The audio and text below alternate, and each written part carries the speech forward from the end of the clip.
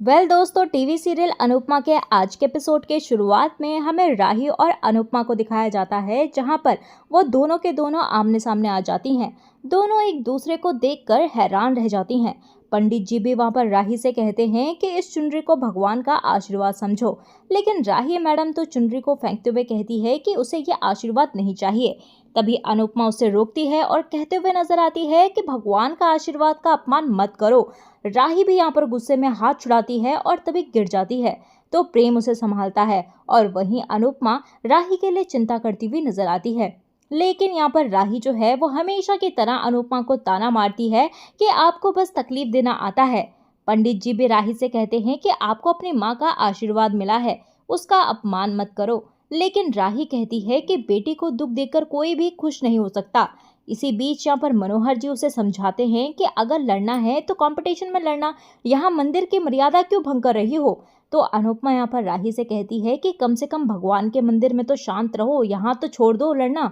तो राही यहाँ पर गुस्से में कहती है कि आपको देखते ही पता नहीं मेरे अंदर आग लग जाती है, क्या आपको फाइनल से पहले ही मेरे सामने आना जरूरी था।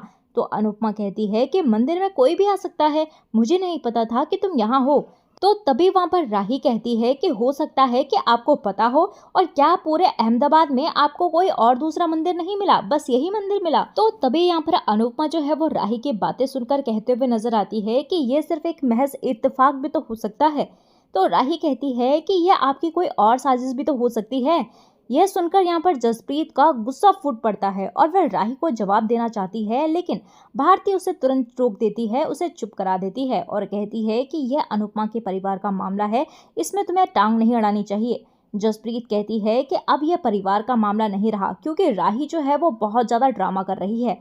तो सरिता यहाँ पर जसप्रीत से कहती है कि राही का सर तोड़ दो ताकि इसका दिमाग जो है वो ठिकाने पर आ जाए।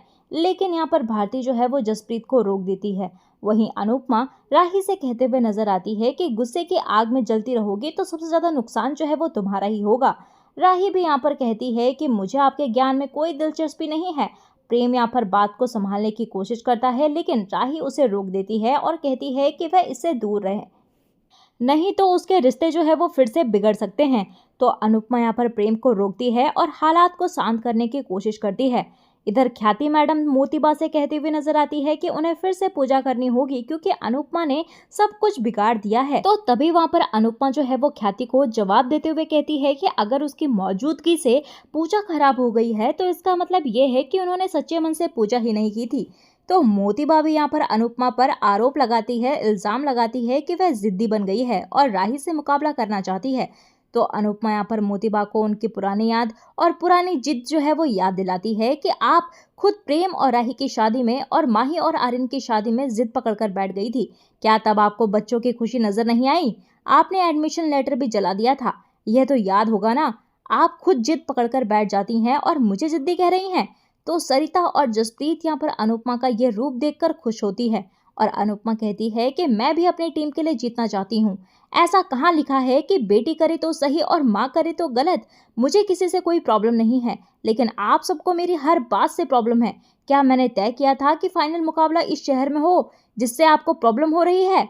माही भी यहाँ पर कहती है कि राही को कमजोर समझने की गलती ना करें, क्योंकि अब वह भी प्रतियोगिता में हिस्सा ले रही है।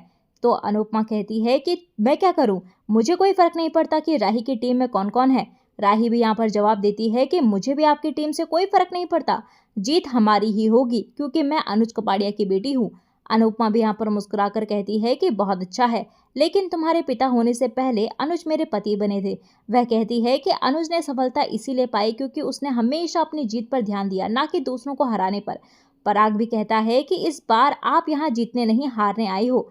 तो ख्याति और मोतीबा भी यहाँ पर हमेशा की तरह ताना मारती है और अनुपमा यहाँ पर पूरे आत्मविश्वास से कहती है कि इस बार मैं यहाँ जीत कर ही जाऊंगी। पूरी टीम यहाँ पर अनुपमा के लिए तालियां बजाती हैं और माही कहती है कि अनुपमा को प्रतियोगिता में अपनी ही 3 बेटियों से भिड़ना होगा। तो जसप्रीत यहाँ पर माही को करारा जवाब देती है और सरिता भी कहती है कि इनको जो है वो हमसे जलन हो रही है। और तभी हम देखते हैं कि देखते ही देखते यहाँ पर दोनों के दोनों टीमों में बहस हो जाती है और तभी वहाँ पर मनोहर जी सभी को शांत करवाते हैं। इसके बाद यहाँ पर ख्याति मैडम एक शर्त रखती है, जो भी टीम हारेगी उसे नाक रगड़कर अपनी माफी मांगनी होगी। और ये सुनकर ही सभी लोग जो है वो हैरान होते हैं और टेंशन में पड़ जाते हैं। और मोतीबा भी यहाँ पर ख्याति का साथ देते हुए नजर आती है। तो सरिता भी यहाँ पर शर्त को मंजूर कर लेती है और अनुपमा और राही जो है वो घबरा जाती हैं।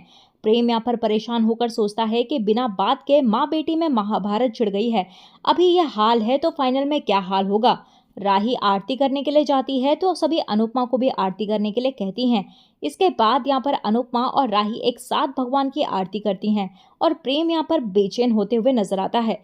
दोनों पूजा करते हुए एक दूसरे को देखती हैं और आरती पूरी होने के बाद अनुपमा और राही एक दूसरे को फाइनल मुकाबले के लिए ऑल द बेस्ट कहती हैं। इसके बाद यहाँ पर अनुपमा जो है वो अपनी टीम के साथ वहां से चली जाती है। और वहीं हमें सीरियल में आगे तोशु को दिखाया जाता है, जहाँ पर वो तोशु जो है वो अनुपमा से मिलने के लिए लोगों से पैसे ले रहा होता है।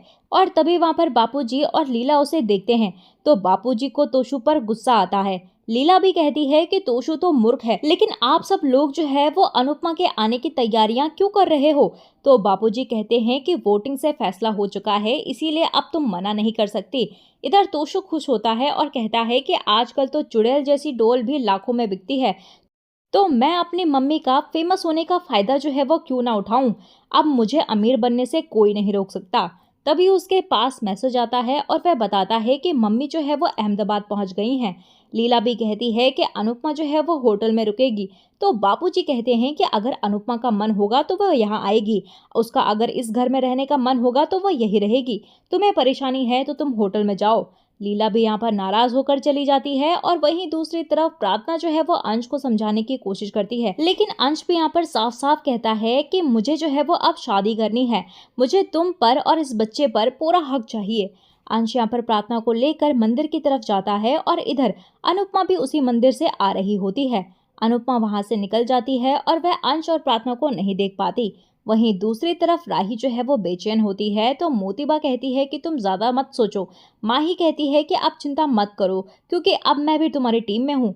राही दुखी होकर कहती है कि वे मेरी माँ भी है और मेरी गुरु भी है, उन्हें चैलेंज करके मुझ पर क्या बीत रही है वो कोई नहीं सोच सकता। तभी ख्याति कहती है कि तुम ये सब भूल जाओ, सिर्फ इतना याद रखो कि वह तुम्हारी प्रतियोगी है। रिश्ता भूल जाओ, सिर्फ नफरत रखो। राही कहती है कि रिश्ता है तभी तो नफरत है। इसी बीच यहाँ पर अंश और प्रार्थना वहां आते हैं और सभी उन्हें देखकर हैरान होते हैं। मोतीबा गुस्से में प्रार्थना से कहती है कि वे पेट में पाप का निशानी लेकर हमारे सामने क्यों आई है। तो प्रार्थना यहाँ पर साफ साफ कहती है कि यह बच्चा जो है वो अंश का नहीं है, लेकिन मैं ये बताने आई हूँ कि अब से यह बच्चा जो है वो अंश का ही कहलाएगा। अंश कहता है कि हमने भगवान को अपना फैसला बता दिया और अब आपको बताने आए हैं। मैं प्रार्थना से शादी करके इस बच्चे को अपना नाम दूंगा। ये सुनकर पूरा परिवार जो है वो चौंक जाता है। वहीं सीरियल में दूसरी तरफ हमें अनुपमा को दिखाया जाता है, जहां पर वो सभी औरतें जो है वो अनुपमा से माफी मांगते हुए नजर आती है और कहती हैं कि हमें ज्यादा बोलने के लिए माफ कर दीजिए। तो अनुपमा कहती है कि कोई बात नहीं, हर बार जो है वो नाप तोल कर बोले, ये नहीं हो सकता। अनुपमा यहाँ पर जसप्रीत से मनोहर जी को फोन करने के लिए कहती है और अनुपमा अहमदाबाद की गलियों को देखती है और सोचती है कि सब कुछ वही है, लेकिन सब कुछ बदला हुआ और अजनबी सा लग रहा है। और इसी के साथ दोस्तों एपिसोड जो है वो खत्म हो जाता है। तो आने वाले अपकमिंग प्रोमो में हमें देखने के लिए मिलेगा कि लीला को अंश और प्रार्थना के बारे में पता चलने पर वह नाराज होती है।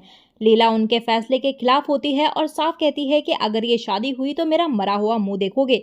इसके बाद अनुपमा जो है वो लीला को समझाती हुई नजर आने वाली है कि आप जो है वो सिर्फ अंश की खुशी के बारे में सोचिए। तो दोस्तों आपको क्या लगता है कि क्या लीला जो है वो अंश और प्रार्थना की शादी के लिए मान जाएंगी या नहीं? आप हमें कमेंट सेक्शन में अपनी राय जो है वो जरूर बताइएगा। चलिए दोस्तों, मिलते हैं आपको नए एपिसोड में नए अपडेट के साथ। तब तक के लिए नमस्कार। वीडियो पसंद आई हो तो वीडियो को लाइक शेयर सब्सक्राइब जरूर कीजिएगा।